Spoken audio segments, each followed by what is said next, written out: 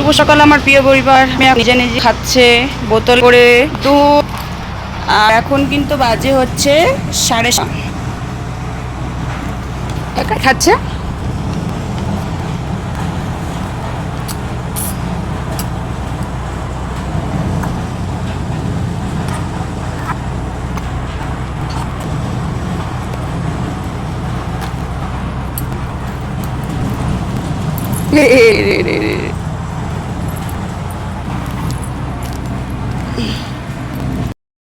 তো এখানে রয়েছে মিষ্টি আর ছানা, তোমরা দেখতে পাচ্ছ কিনা জানি না। মেয়েকে এদিকে মুড়ি নাড়ু খেতে দিয়েছি। তো চলো ওকে এগুলো একটু গুছিয়ে নেই, পুরো হাত পা একেবারে আঠা আঠা হয়ে গেছে। খাও খাও। এদিকে জল দিয়েছি, এটাতে দুধ দিয়েছি, ওদিকে মুড়ি নাড়ু দিয়েছি, একটা কিটক্যাট দিয়েছি। ও একা একা মুড়ি নাড়ু খাচ্ছে, সঙ্গে দুধটাও খাবে। এখন খাওয়ার পরে ওর শরীরটা একটু পরিষ্কার করে দেবো, পুরো আঠা আঠা হয়ে গেছে।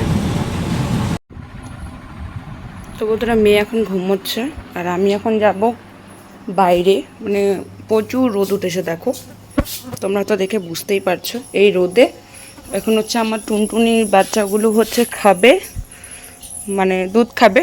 তো তার জন্য ওদেরকে বাড়িতে আনবো। আর এই দেখো ফুলগুলোর অবস্থা, আমি সিঁড়ির মধ্যে এনে দিয়েছি ফুলগুলো। এদেরকে ওকেও এনেছি, জল টল দিয়েছি।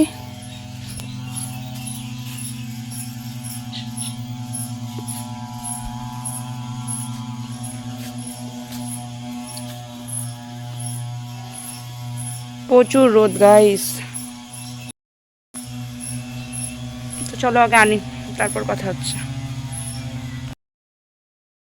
তারপর মেয়ে তো ঘুমোচ্ছে, আমি ওখান থেকে আসলাম। আসার পরে আমার কিছু তোমাদের দাদাভাইয়ের হচ্ছে বাগানের কিছু ঝোলাগুলো সেলাই করার বাকি ছিল। তো ভাবলাম যে রান্নাও তো বসাতে আমার দুপুর হয়ে যাবে। আর তার মধ্যে হচ্ছে আমি দুপুরে 1টার থেকে 1:30 2টের মধ্যে রান্নাটা বসালে কি রাতে আর আমাকে রান্না করতে হবে না।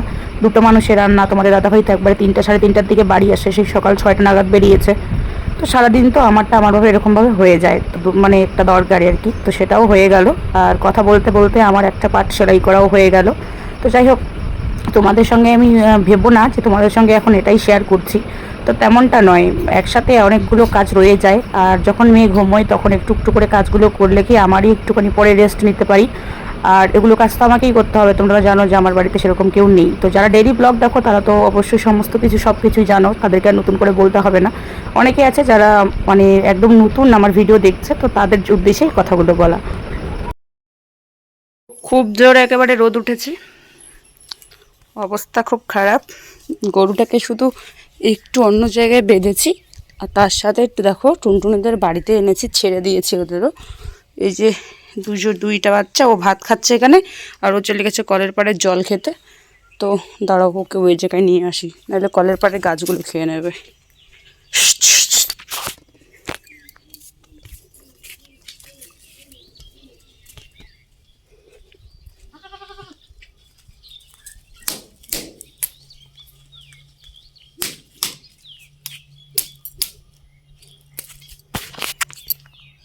তোমাদেরকে একটা জিনিস দেখাই। আমার মেয়ের হাজারো খেলনা থাকতে মেয়ের ওই ছোট্ট হাঁড়িটাই দরকার। আর ওকে কলা খাইয়েছি, কলা দিয়েছি এখানে, কলা দিয়ে পুরো একেবারে পাটিটা লেপটে দিয়েছে। এখন হচ্ছে এখানে মাছি পড়ছে। এদিকে মেয়েকে একটু বানিয়ে নিয়েছি, সবজিগুলোও কেটে নিলাম, ওকে এখানে বসায় রেখে তোমাদের সঙ্গে শেয়ার করিনি, ফোনে চার্জ ছিল না। এদিকে ভাত বসিয়েছি, তো চলো ভাতটা হোক। আর সকালে শুধু এই সেদ্ধ ভাত করেছি, তো সেই মাঠটাই রয়েছে। তো এখন আবার ভাত বসিয়েছি। বাবারে, তোমাদের সঙ্গে আজকে এটাই শেয়ার করবো যে আমি মেয়েকে নিয়ে এই রোদে 35 ডিগ্রি 36 ডিগ্রি রোদে, এই গরমে টিনের ঘরে মেয়েকে নিয়ে কি দুষ্টুমিতে আমি রান্নাবান্না করছি। চলো সেট করে নেই ক্যামেরাটা, তারপর তো দেখতে থাকো তোমরা। হ্যাঁ, তো মেয়ে এখন খেলবে, এদিক সেদিকে খালি দৌড়াবে রেলগাড়ির মতো। আর আমি একে চালটা ধুয়ে দিই, খড়ি দিয়ে রান্না করছি, কী যে অবস্থা সেটা আমি একমাত্র বুঝতে পারছি। তো চলো আগে উনুনটাকে ঠিকভাবে জ্বালাই, তারপরে চাল একটুখানি ধুয়ে দিই। তো আমি এখন রান্নাঘরে রান্নাটা বসিয়ে দিয়েছি, ভাত তো হয়ে গেছে, সঙ্গে অনেক কিছুই রান্না হচ্ছে। তোমাদের সঙ্গে একবারে পরে শেয়ার করবো, মাঝখানে আর কোনো কিছু শেয়ার করব না, কারণ আর কোনো কিছু তোমাদের মানে আমি ভয়েস এখন দিতে পারবো না, কারণ ক্যামেরাটা একটু দূরেই রেখেছি। আর মেয়েকে যাই যতই দাও না কেন বাসনপত্র না দিলে ওর কোনোদিন খেলা সম্পূর্ণ হয় না।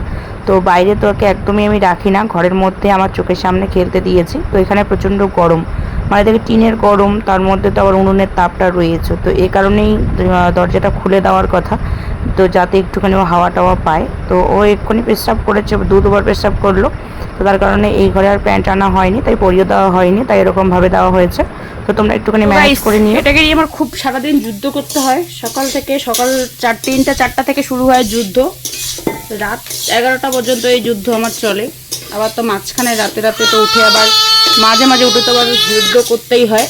একটু স্থির বা চুপ করে কোনো জায়গায় থাকে না, যে জায়গায় যাইতে দিবে না সে জায়গায় যাবে। আর আমি এদিকে করছি আলু ভাজা, সঙ্গে ভাতের হাঁড়িটা গরম ওখানে রেখেছি, উনুনটা জ্বলতেছে, এই পর্যন্ত উনুনের আশ আসতেছে। আর এই দেখো দুষ্টুমি, এতগুলো খেলনা দিয়েছে, এগুলোর কোনো দরকার নেই, ওর দরকারের দরজাটায়। যদি ভাতের হাঁড়িটা এদিকে পড়ে কী অবস্থা হবে, মানে আমি একেবারে পুরো শেষ।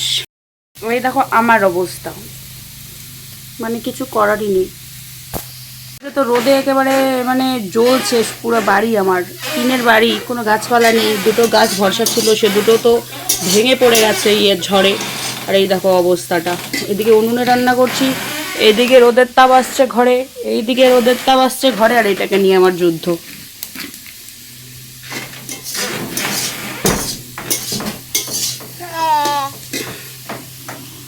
তো চলো গাইস, রাতের আমাদের ডিনারটা আমি তখনই রান্না করেছি, তো এখন হয়ে গেল আর কি। তো খেতে বসে তোমাদের সঙ্গে লাস্ট ব্লগটা শেষ করছি। তো এই হয়েছে আজকের রান্নাটুকু আমার। তো আজকের মতো ব্লগটা এখানে শেষ করছি। সবাই ভালো থেকো, সুস্থ থাকো, আর আমার পাশে থেকো।